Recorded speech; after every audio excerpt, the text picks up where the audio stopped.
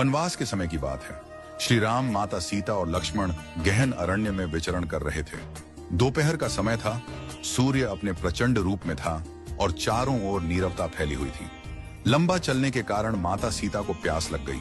श्री राम ने भी प्यास महसूस की और उन्होंने चारों ओर दृष्टि दौड़ाई, परंतु दूर दूर तक केवल वृक्ष, लताएं और पथरीली भूमि ही दिखाई दी। कहीं भी जल का कोई स्रोत दृष्टिगोचर नहीं हो रहा था। भगवान श्री राम ने नमन करते हुए प्रकृति से प्रार्थना की, हे प्रकृति मां, यदि कहीं पास में जल स्रोत हो तो कृपा करके हमें उस ओर मार्ग दिखाइए। इतने में एक सुंदर और शालीन मयूर वहां आ पहुंचा। उसकी आंखों में विनम्रता थी और मुख से प्रेम टपक रहा था। उसने नतमस्तक होकर श्री राम से कहा, प्रभु, यहां से कुछ दूर एक जलाशय है। यदि आप आज्ञा दें तो मैं मार्गदर्शक बनकर आपको वहां तक ले चलूं।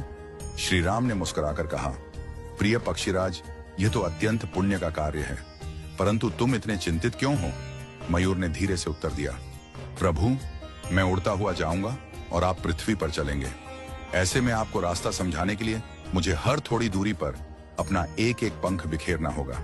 श्री राम ने गंभीर स्वर में पूछा, परंतु इसमें चिंता की क्या बात है? मयूर की आंखें भर आईं। वह बोला, प्रभु, यह सामान्य बात नहीं है।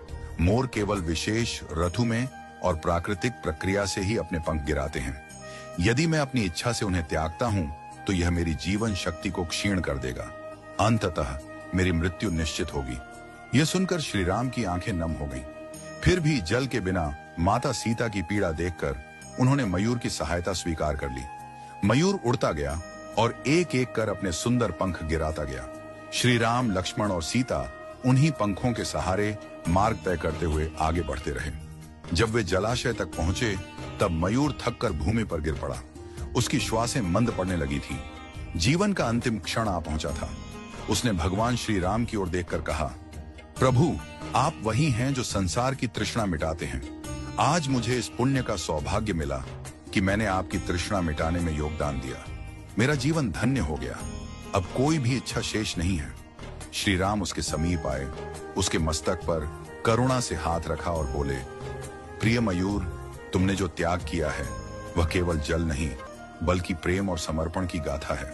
मैं वचन देता हूं कि अगले जन्म में जब मैं कृष्ण के रूप में अवतरित होऊंगा तब तुम्हारे इस उपकार को नहीं भूलूंगा।